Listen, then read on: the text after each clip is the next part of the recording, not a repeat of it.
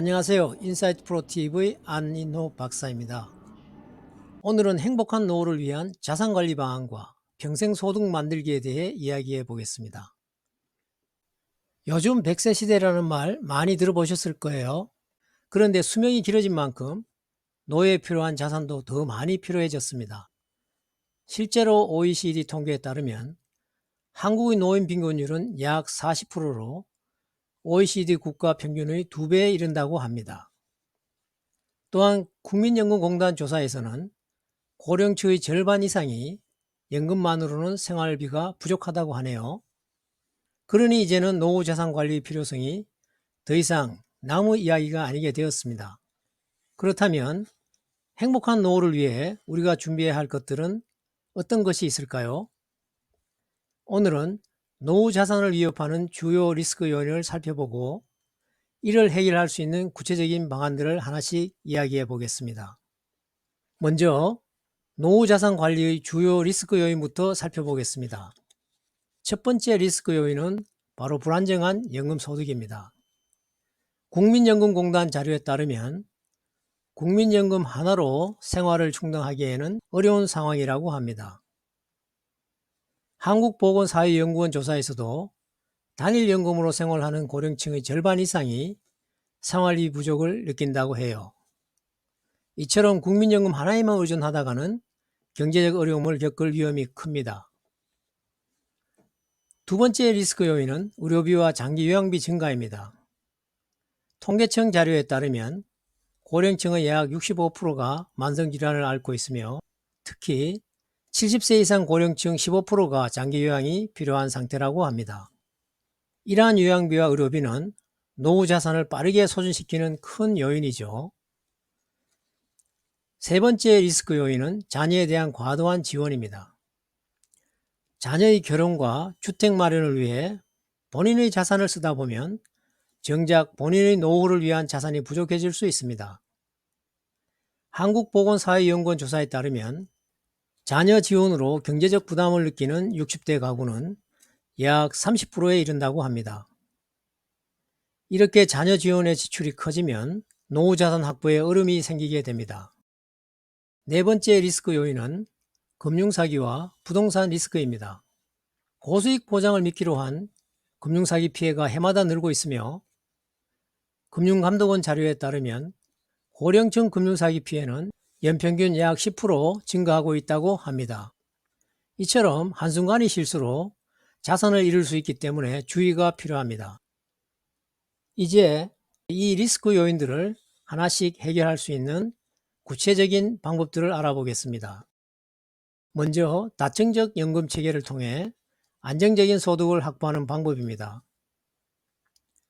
국민연금은 생활비의 기본을 담당하지만 그 외에도 퇴직연금과 개인연금을 통해 다층적인 구조로 준비하는 것이 필요합니다. 퇴직연금은 DC형 상품을 선택해 안정적인 채권형 펀드나 혼합형 펀드에 투자하면 좋습니다. 개인연금은 세액공제 혜택이 있어서 부족한 생활비를 보충하는 데 유용합니다. 삼성생명의 은퇴연구소 조사에 따르면 복수의 연금을 통해 생활비를 충당하는 고령층이 단일연금 수급자보다 경제적 안정감을 약 30% 높게 느낀다고 합니다. 다음은 주택연금입니다. 자가주택을 보유한 고령층이 주거를 유지하면서도 주택을 담보로 연금을 수령할 수 있는 방법입니다. 국민연금공단 자료에 따르면 주택연금을 통해 평균 100만원에서 150만원의 연금을 받는 수급자가 많다고 합니다. 자격 요건이 맞다면 주거 안정성과 생활비를 모두 해결할 수 있는 현실적인 방법입니다. 세 번째는 의료비 절감과 다운사이징으로 생활비를 절약하는 것입니다. 의료비와 생활비를 줄이는 방법으로 맞춤형 건강관리와 다운사이징이 효과적입니다. 맞춤형 건강관리는 노인복지관에서 제공하는 무료 건강검진과 예방 프로그램을 통해 만성질환을 예방할 수 있습니다. 이렇게 하면 장기적인 의료비 부담을 줄일 수 있습니다. 다운사이징의 경우 대형주택에서 소형주택으로 옮기면 관리비와 주거비가 줄어들게 됩니다. 통계청에 따르면 소형 주택으로 이전한 경우 생활비가 약 15% 절감되었다고 합니다. 네 번째는 소액 투자를 통한 평생소득 창출입니다. 노후에도 소액 투자를 통해 정기적인 평생소득을 확보할 수 있습니다.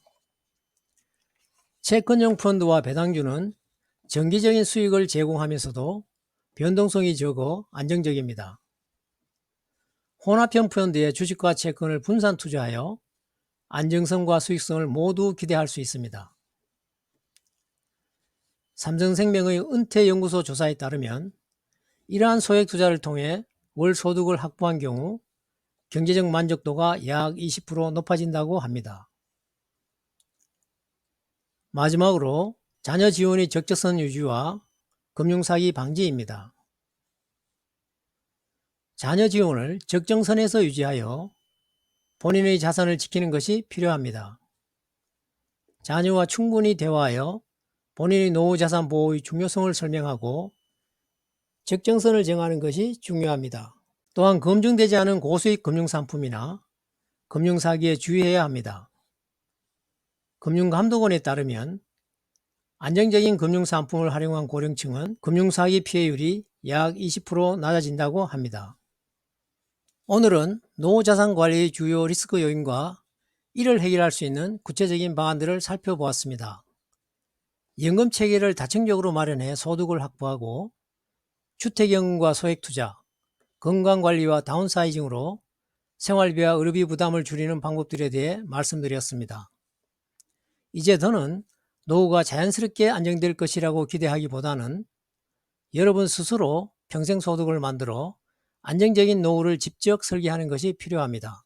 지금부터 차근차근 준비하셔서 행복하고 든든한 노후를 맞이하시길 바랍니다. 시청해 주셔서 감사합니다. 구독과 좋아요도 부탁드리겠습니다.